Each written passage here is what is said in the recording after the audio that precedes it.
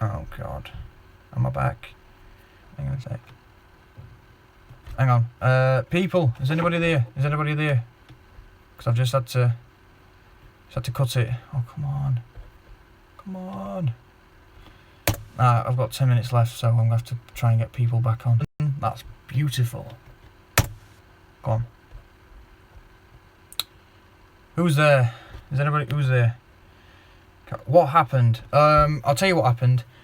My blooming little sister come in, so I had to end the chat there and then, because I try and keep, you know, my family out of this. I try and keep my family off of YouTube and all that. I don't want, you know, weirdos up. And I'm not saying any of you are weirdos. I know you're not weirdos. Don't worry. But yeah, I try not to keep, you know, people.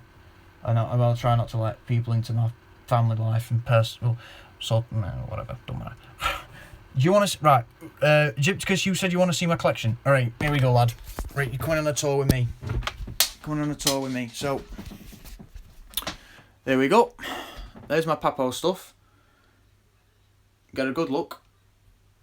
Yeah, get a good look at that. There's the Schleich. There's all the Schleich stuff.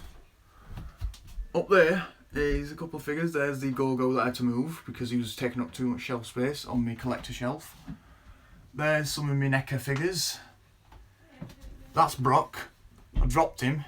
He's broken his leg. The Gypsy Danger. There's some SH Monster Art figures, some Godzilla figures, and some AVP aliens.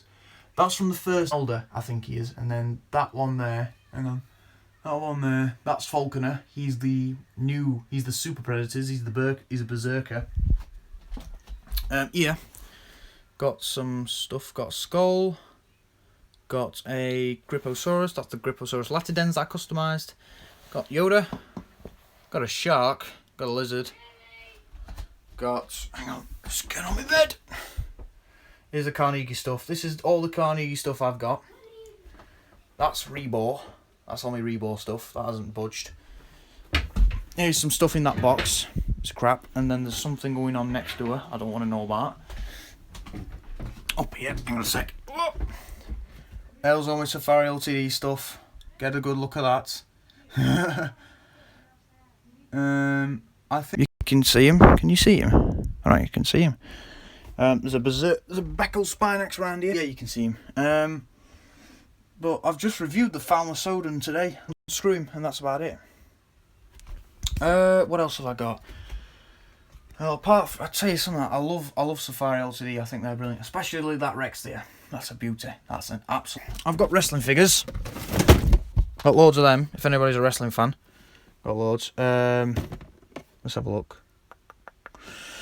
They're old. They're retired. But yeah, I've got some wrestling figures. These are all like current ones and then just odd ones I've chucked in. If anybody's wrestling fans, they're customs that I'm going to do. Oh, hang on, no. These are either customs or I'm selling. Like this one, I'm selling. It's a monster of some kind.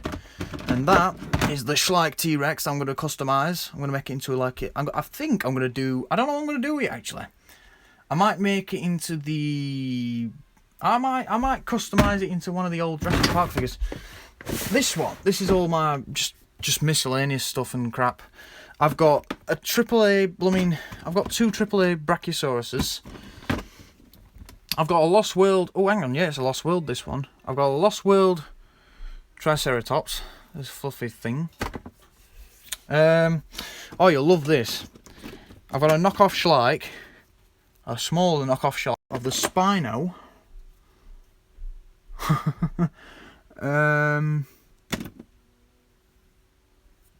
I think there is a Rex in here somewhere, but I can't be able to get him out. Oh, hang on, I think that's a knockoff of like a knockoff. That's a double negative. And then there's an Impero Mammoth. Has anybody heard of that? Impero? They're an old company. This is from from Hong Kong. This is from 1972, that. Don't think you can see it. 1972. Well, yeah, that's pretty much my whole collection. Lots of it. Well, actually, no, I ain't showed you this part of the collection. There's a snake in there. Another 5 minutes, guys, and then I'm going to call it quits for the night.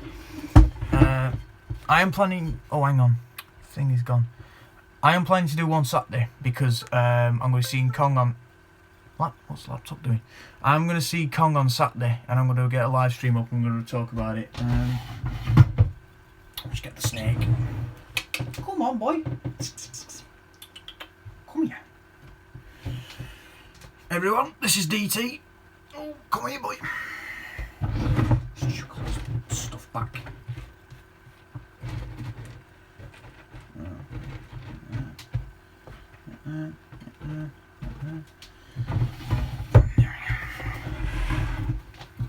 I'm back. Yes, you are. I have to go. Sorry. Okay, sorry, Lolly Lord. But yeah, this is my snake, DT. Well, he's not. Yeah, he's technically my snake. He's a ball python, and he's specially bred. Normal ball pythons tend to be... Get out of my mouth, you silly little get. They tend to be... the yellow bits on him tend to be... Well, these bits here tend to be brown. No. Yeah, brown. These bits here tend to be black. But he's been bred specially with mutations. Well, he's had mutations bred out of him. BT, no, DT, D as in for dinosaur, DT. His full name is Dick Tracy, like the famous policeman or whatever he was. I can't remember. But he's about 3. He's nearly 4 years old. He's about 3 foot long. He's getting right up in my face, aren't you, you cheeky bugger? But he's called an Enshi fire. The genes are obviously Henshi and fire. Oi, he's King of Gypsies. He's no worry, mate. I get it. I mean, I've got a Yorkshire accent. I'm talking like you can't understand me at some points. But yeah, he's beauty. He's an absolute beauty. I feed him mice twice a week, twice a month. He's a beauty. He's a bit active right now because I've just dragged him out of his corner and he didn't like it. You don't like me, do you? You don't, don't you? You don't. But yeah, he's an Enshi fire. You can breed him. The reptile breeders, they breed them and they get certain colours out of them. I'm not even kidding, but there is this one breeder called Brian. He's on YouTube. He got a warehouse full of snakes. I want his job. But he bred a skinless. I mean, not skinless. That'd be weird. That'd be terrifying. He bred a scaleless. So the snake had no scales on it. He bred a scaleless ball python. All right, scaleless, completely scaleless. And its mum and its dad, its mum and its dad there on the foreheads had like scales missing. And he was like, you know something? I reckon I can get a scaleless from that. And he bred them together, and he got a scaleless ball python. Imagine that. And I think he got offers up to something like $250,000 for the one snake. Bloody hell, fire. If I could do that, if I could breed them, I would breed them. But I'd breed them for the money. I know it sounds harsh on me, but I'd make sure they go to good owners. I'd make sure they know how to look after snakes. I'd make sure they're experienced. Like, I don't want some kid coming... If I was to breed him, I wouldn't want some kid coming along like 4-year-old and being like, Mummy, Daddy, I want that snake. I won't have that. No, not even a chance. But yeah, he's a beauty. I usually have to handle him every day. I don't handle him I don't handle him a day before... Well, I stop handling him a day before he needs to be fed and when he's skinning. Because when they shed their skin, you can't touch them because it can make the skin all horrible and it can get him in a bit of pain and it's not nice for him. He does stop eating once a year for a bit, and that's because they go into sort of I don't know how to describe it. They power down a bit in order to breed because he's a male, and generally the females are big. Female ball pythons are huge. Well, not huge, they're like look at girth on him. Double that, that's a female. I think females grow a bit quicker than males. But he'll be about, if he can get to his size, get to a good size, he'll be, maximum sized ones are about 6 foot. Ball pythons, 6 foot is the maximum size for a ball python. But he'll not get any bigger than blooming 4.5 foot at least, I think. But he's a beauty. But I'm just going to put him back in the tank because he's getting a bit annoyed with me. Go on, in you go.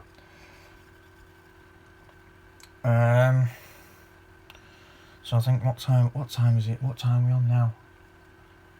I don't know, but I'm getting a bit tired now, so I might end the stream in a bit. So I'm sorry guys, I'm gonna have to end the stream in a bit.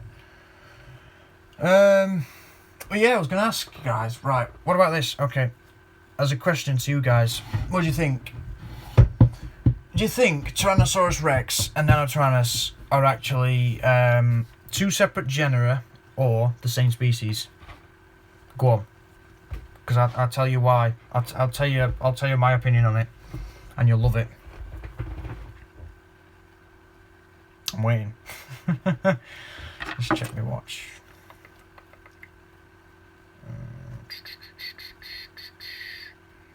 Yeah. So basically, do we think? Nada boy, nada. You think nada? You think nada? Two separate is what I hope. Two separate. Okay, fair enough. Well, I'll tell you now.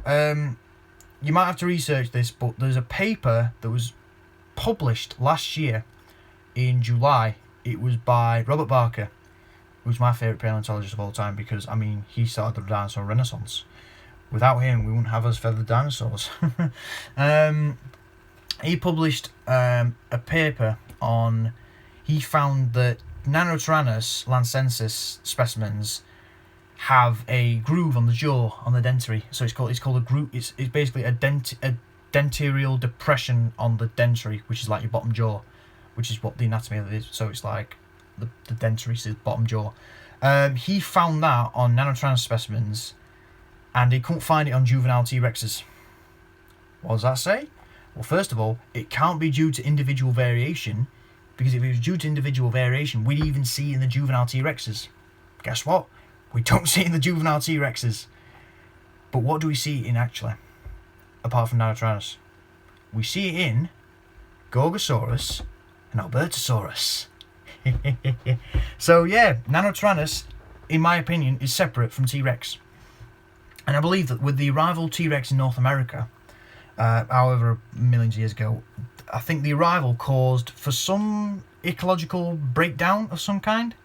So then Albertosaurines had to dwarfize, and they dwarfized into Nanotyrannus. Obviously, like one species, like I don't know which one came first, Albertosaurus or Gorgosaurus. I think it went Gorgosaurus, Albertosaurus, and then the descendants of Albertosaurus would evolve to dwarf into Nanotyrannus. And then there's someone outside my door.